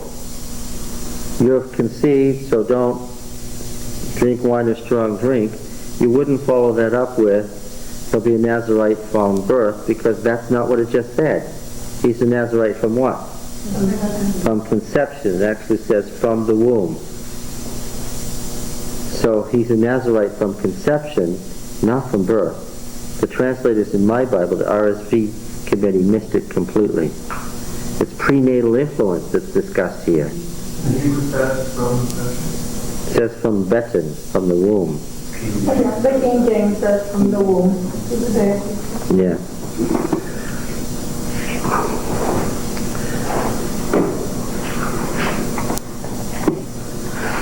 But does it say, King James says that you have conceived or that you will conceive? Have conceived is what it says in Hebrew. Yeah. Yeah, it's not a correct interpretation.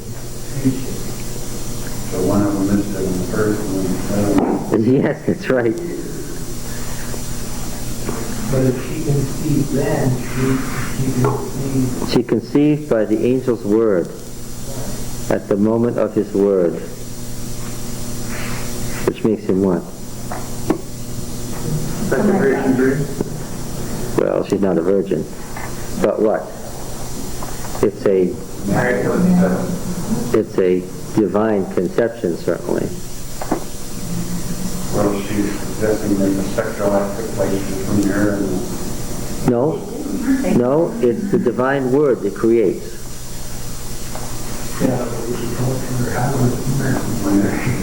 Yeah. Then Manoah entreated Yahweh and said, O Yahweh, I pray thee, let the man of God whom thou didst send come again to us and teach us what we are to do with the boy who will be born. Well, there's irony there too. Why? The information that was needed had already been given to whom? Yeah. That's right. Her testimony was not good enough. This is a standard Bible practice. The testimony of a woman is not sufficient. If you know that that is a theme in the Bible, you can understand why Mary Magdalene tells them that Christ is risen and what? And they thought that the women were babbling. Why? Because it's a standard Bible theme that the testimony of women isn't accepted. Yeah. Now then, watch how this is answered. Send the man of God to us. Did you catch it? See if you've been reading carefully. And God listened to the voice of Manoah, and the angel of God came again to the woman as she sat in the field. But Manoah, her husband, was not with her. What does that tell you? He wanted to hear it, and so God listened. And how did he listen? By sending the angel back to her. Something's going on here. And the woman ran in haste and told her husband, Behold, the man who came to me the other day has appeared to me. And Manoah arose and went after his wife and came to the man and said to him, and this is no friendly greeting, Are you the man who spoke to this woman? This is not a friendly greeting. Why would he speak in that way? strangers weren't supposed to be speaking. And do you think at this time he's annoyed that the second time this person chooses to speak to her and not to him?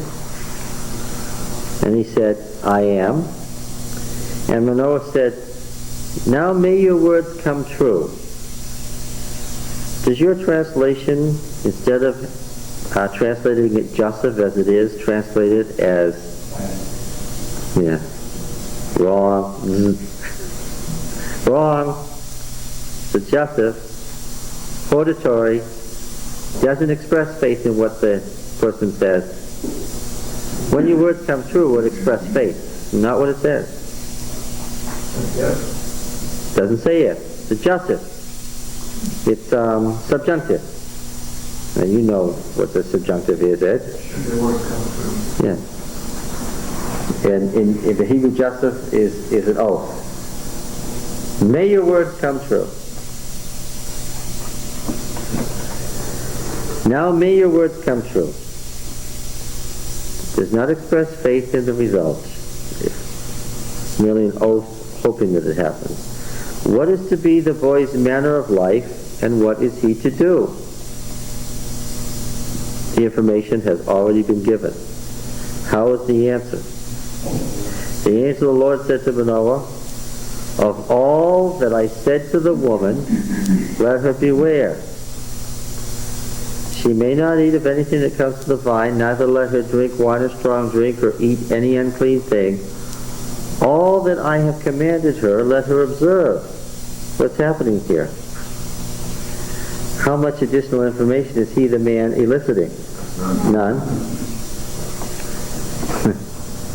There's tremendous irony here. Manoah chooses to run the show. He's left Zorah.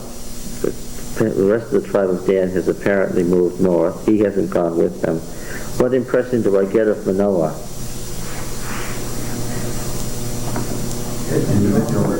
He's a joiner or a loner? Yeah. He's the individualist very much, and he wants to run the show. He doesn't even want his wife running the show. And how's he coming off so far? Manoah said to the angel of the Lord, does he have any idea who he's talking to yet?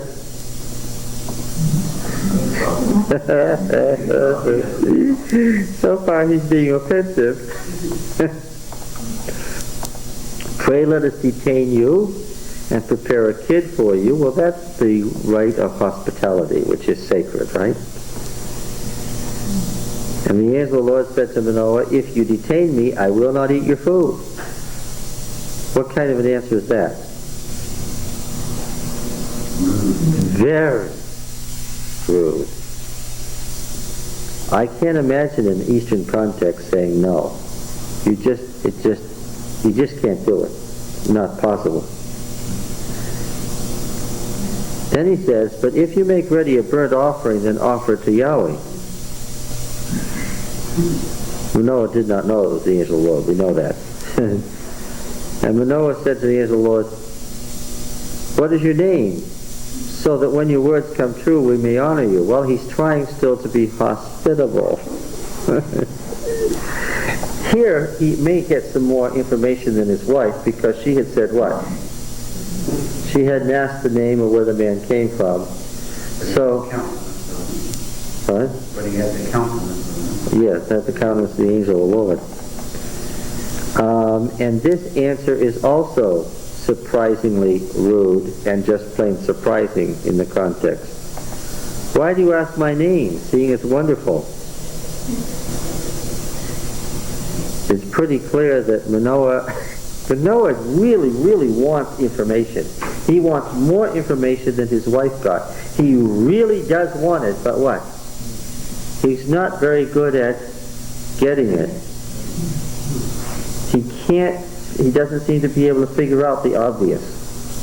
How can secret and wonderful be synonyms? Is that what you said, secret? Secret. Then in the margin it says wonderful. I don't know where that meaning to the word "pala" would come from.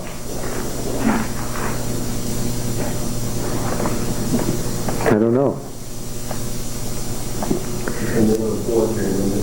Yes, a name of wonder is literally it, yes.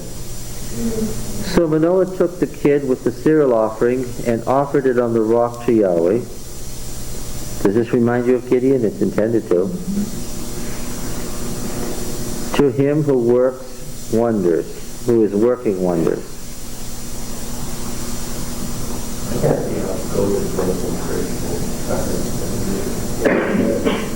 And when the flame went up toward heaven from the altar, the angel of Yahweh ascended in the flame of the altar while Manoah and his wife looked on. That would give you a hint.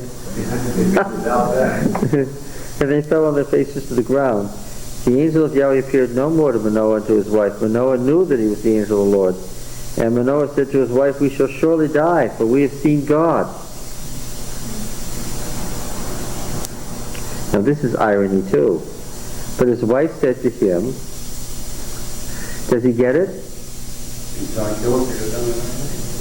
Look, we've already had the wife characterized as somebody who just doesn't get it. We have this ironic saying that this isn't the brightest bulb on the tree. Now how is her husband pictured in relation to her?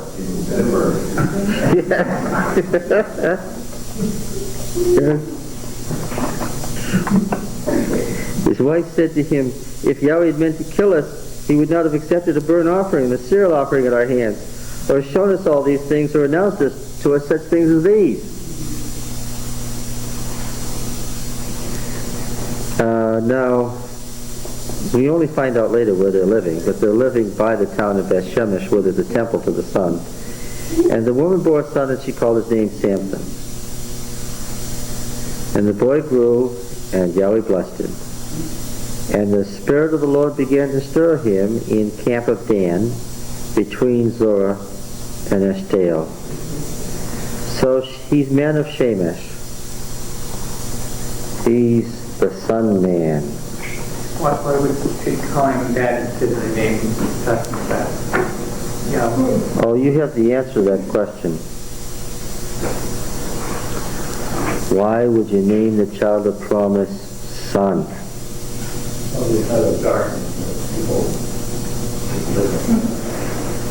Well, what's the setting of the naming? What's the picture of the parents? Huh? Sorry. Huh? Well, they didn't really know God. They're not very bright. And so, what does she do? She turns around and names the child the name of the sun god. And what do you want to say right away at this point in the story? Why would you be dumb enough to do that? They'd asked about the name so that when the child was born, they could honor the person who announced it, the angel of Yahweh. And how have they named the child? They've named the child Shamash.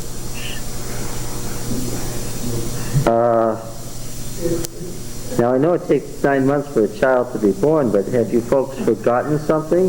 This is the setting, this is the beginning of the story. How are things going to go, do you gather, from what we're seeing so far? Look, what's been the picture in the book of Judges? What has been the picture that things are on what? Here's a couple that they want to do right, they want to know what's going on, and even when the obvious is in front of them, they're so bad off that what? They can't figure it out. When they finally figure it out that it's the angel of the Lord, they know how to honor him, they name the kid Sun God. What's wrong with this picture is the question, right? You got to know that. Understand the whole picture there. Does this remind you of Gideon? He's beating out the stuff in the wine press. The angel of the Lord is there, right? And he's saying, well, you know, God doesn't do any of these wonders that we heard about. And he's rushing around making a big banquet, not catching that what? Then when he does catch it, and he's really amazed, then he wants some signs. What has he just had? He had signs of the thing exploded off the rock, and the rock here is directed back to Gideon. And after that, then he figures, oh, that was the angel of the Lord. What should I do? I should ask for some signs to find out what he wants after he's told. Now, how did it go with Gideon? His signs turned into what? Into a disaster of too many signs and too much overreaction. So what feeling do you get here without having to read on? Is anything good going to come of this? This could become a real problem, couldn't it? Now then, we know on the biblical pattern what's going to happen to the child of promise.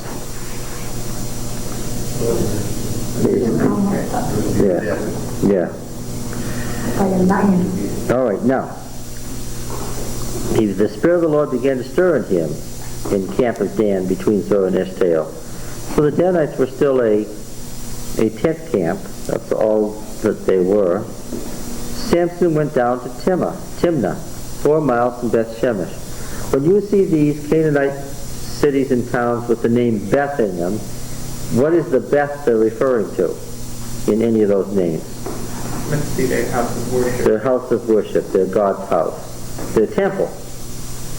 So the fact that where these folks live is Beth Shemesh tells you what? It's the temple city of Shemesh, the god.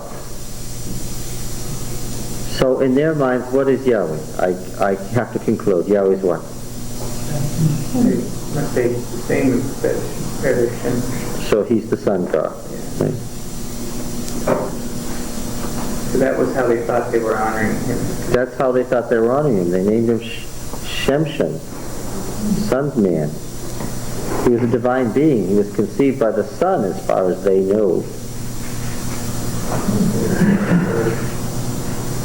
Why didn't the Lord, Yahweh, just come down and say, look, folks, you really, really, really have missed it. I'm not the sun. I'm not Baal. I'm not in the thunderstorm.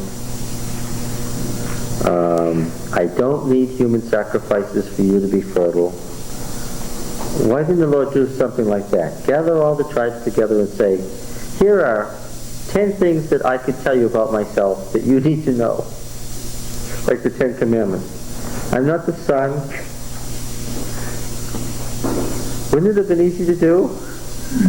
All the way he did say that is.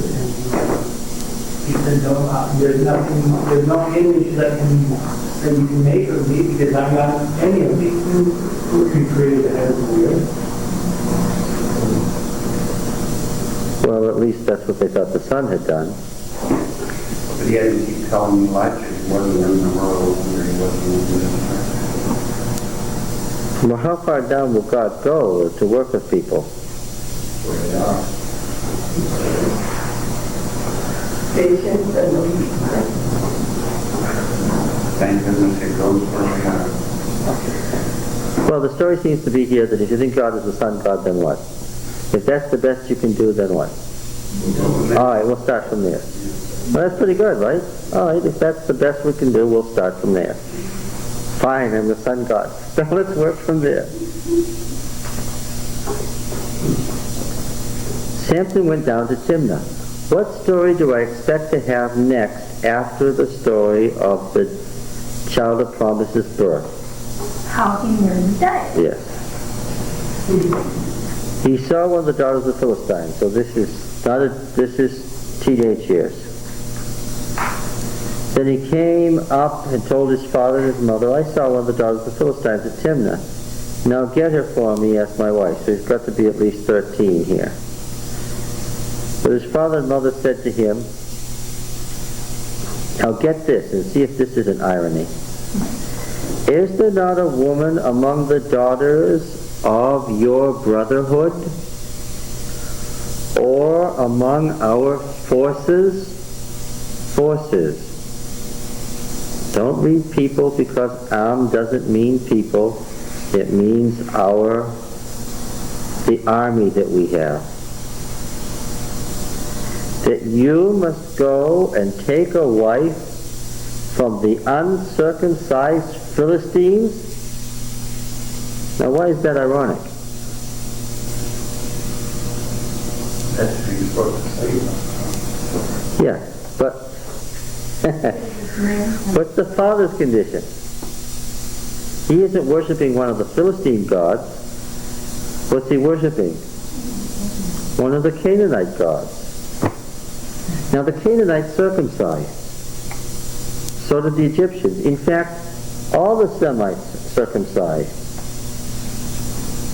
But these Aegean Phoenicians who had just come lately from Crete and Cyprus did not. How does the Father describe them? What? No daughter of the brotherhood? No one among all our forces? That you go to this uncircumcised Philistine? What does that tell you? What's his attitude toward them? Yeah. And meanwhile, what's his condition?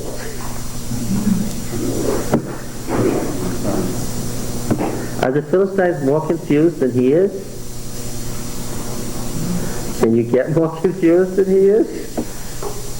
Of course, by the time this is written, the Philistines are part of the empire. Oh, yeah.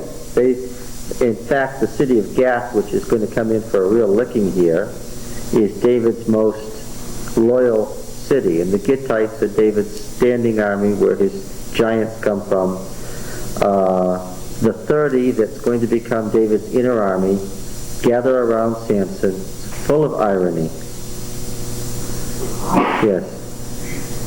So here we have the sun god, or at least the child that's born divinely from the sun god, going down to the Philistines and his faithful Yahweh's father being horrified that you would go to the uncircumcised Philistines. And notice the technical terms, the brotherhood and our forces.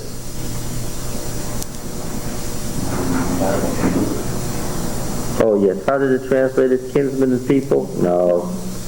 Bad translation. Cross those words out. These are technical terms. The father wants him to marry in among the military force of Israel. The father's got it that he's going to be a warrior. What is kin? What? Kin is what? The word kin that you see in your Bible, we are going to say is a mistranslation. Kin is nothing. Kin is crossed out. And the word should be the brotherhood, capital B. The brotherhood, capital B, was a technical military term for the folks who are members of your country's army as opposed to the other guy's army. And the word am means not our people, but our force. Our military force. Richard, one of the things that you find when you learn a foreign language is that they give you a word. This word means such and such, right? Well, it probably doesn't mean that at all, but they have to start somewhere, right? What did you hear the word am meant? It meant people. That's not what it means, but they have to start somewhere. Okay? Isn't the brotherhood even narrower than that? Doesn't it come down to the clan? It's the forces, yes. It's the forces of the militia of that clan, technically, or that tribe. Now they're talking about a daughter of one of those people, not that the women serve them. That's right, one of the daughters of one of those. Samson said to his father, "Get her for me, for she pleases me well." Now, we know that what we should expect here is something that brings a test that brings the child to the point of death, that endangers the child's life, right? His father and mother did not know that it was from Yahweh. Does this surprise you? What have we seen so far? They haven't known at all, right? His father and mother did not know that it was from Yahweh, for he was seeking an occasion against the Philistines. At that time, the Philistines had dominion over Israel. Then Samson went down with his father and mother is a detography. The verb went down is singular. Cross out with his father and mother. It's a mistake. Shouldn't be there. It's corruption in the text. He's going down by himself. He's alone. That's the point. And he's the child lately come to maturity. So picture him as a young teenager. If you want years, how old should we say he is? He's 13 to 15. He's somewhere in there. He went down to Timnah, and he came to the vineyards of Timnah, and behold, a young lion roared against him. And the Spirit of Yahweh came mightily on him, and he tore the lion asunder as one tears a kid. He had nothing in his hand, but he didn't tell his father or mother what he had done. That shows that The father and mother was there. Yes, that's right, yeah. They're dense, but they're not that dense. If he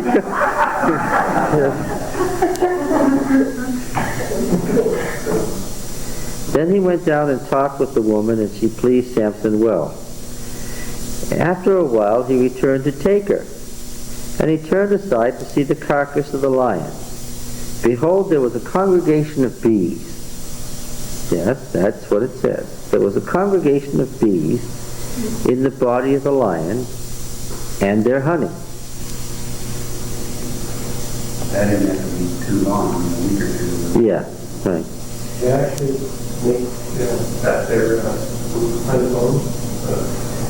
Yeah, that's what it says happened. Well, because where is the lion? The lion is in a vineyard, right? He scraped it out into his hands and went on eating as he went.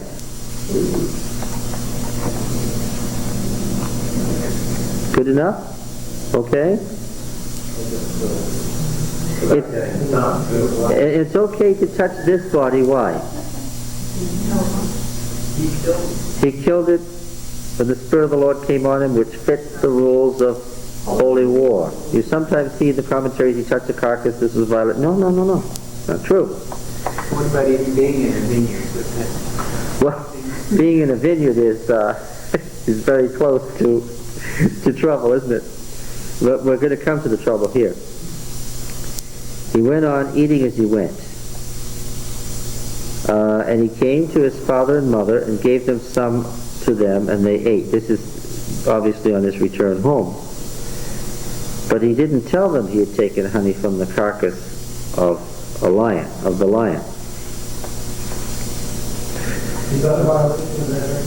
No. He killed it when the Spirit of the Lord came on him in a battle. There it is. His father went down to the woman, and Samson made a feast there, for so the young men used to do. The word Bechor does not mean young man. Does your Bible say young men? Cross it out. This is full of technical terms that are there intentionally. Well, Bechor means to be, it's a passive participle. It means chosen. And this is the plural, so it's the chosen ones. So the chosen ones used to do. And who were the chosen ones? What were they chosen for? To make war. How would you have gotten chosen? Yeah. Well, yes. Probably a Nazarite would have been one of the chosen ones. Why? How did they prepare for war? What kinds of things did they do? This is an aside. How would you know that a boy was going to be a military man and become a chosen one? Well, they had games and contests. Sports come out of a military background. That's if someone was good at throwing a javelin and discus and all those things, right? If you could take what they call a dart, a short javelin, and throw it at 30 feet, hit the mark, then what? You were chosen. You were going to become part of the elite corps. So he is one of the chosen ones. And then something interesting in verse 11. When they saw him, I have in the RSV the people. The RSV, I don't know what the committee was doing. I think they were making it up as they went along here. When they saw him, the they being presumably the in-laws. And there is a verbal form that is either from the root to fear or to see, and it's probably a pun. And so, when they feared him, they brought to him 30 companions to be with him. This is the 30. It's a military figure. Like the judge we just had who had the 30 on the asses. What were they doing? There's an ironic portrait here. They're going to make him a leader of the Philistine army? Yeah, they're making him a leader of the Philistine army. They're honoring him by making him leader of the Philistine army. He had been ordained from conception to deliver Israel from the Philistines. And what is he here now? Yes, the Philistines had a penchant for giants, and so they made him a leader of the 30. And they figured by doing this, when they saw him, they feared him, that by doing this, this could exercise some control over him because he'd have all these assistants there who could direct him and keep him from getting out of control. The text doesn't say so, but it implies so. And it becomes more... Mm-hmm. And how tall would that been Paul? If he looked like Arnold, wouldn't you be afraid if he walked in the house and he wasn't, from your, group of friends in there? Especially since he was from the Hebrews that you were dominating and that you knew were trying to get out from under your, Could have been just a big kid there. yeah? And what's interesting is that the in-laws are afraid. And they're trying very hard to prevent disaster. The father of the bride is trying to prevent disaster. Now watch what happens. Samson said to them, to these 30, this instigates him to do something. This is what incites him to do something. He thinks about his feet and he says, let me now riddle a riddle to you. Yes, that's what it says. If you can tell me what it is within the 7 days of the feast and find it out, then I'll give you 30 linen garments and 30 festal garments. But if you can't tell me what it is, then give me the 30 linen and festival garments. And he said, put your riddle that we may hear it. They accepted the offer. Out of the eater came something to eat. Out of the strong came something sweet. The English being fortuitously able to translate the Hebrew's meter and rhyme. On the 4th day, they said to Samson's wife, get this now, the father brought in these 30 mighty men to save him from Samson. Okay? They said to Samson's wife, entice your husband to tell us what the riddle is, lest we burn you and your father's house with fire. How are things going for this man? Are things taking a decidedly bad turn here? So now, out of terror, she then, have you brought us here to impoverish us? Wept before him and said, you only hate me, you don't love me. Now this word hate is a technical term for what a husband does when he wants to do what? To put away, divorce his wife. Well, so what happened? We'll come back to it after camp meeting, but what happened? They got the riddle. Samson had to pay up. He went and murdered 30 men from Ashkelon and gave their gear, term for military equipment, gave their gear to these 30, killed 30 men. This caused what? Such an uproar that he murdered 30, that's 3 contingents, but he murdered 30 Philistine soldiers and gave their gear to these men, that what? The representatives from that city came and did what? Burned the wife and her family alive. Now how's that for a turnout?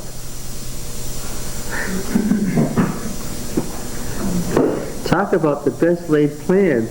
Did this man need Samson? Yes. All right. Now knowing the background to who Samson is, see what else you can find in this story. See you in 3 weeks.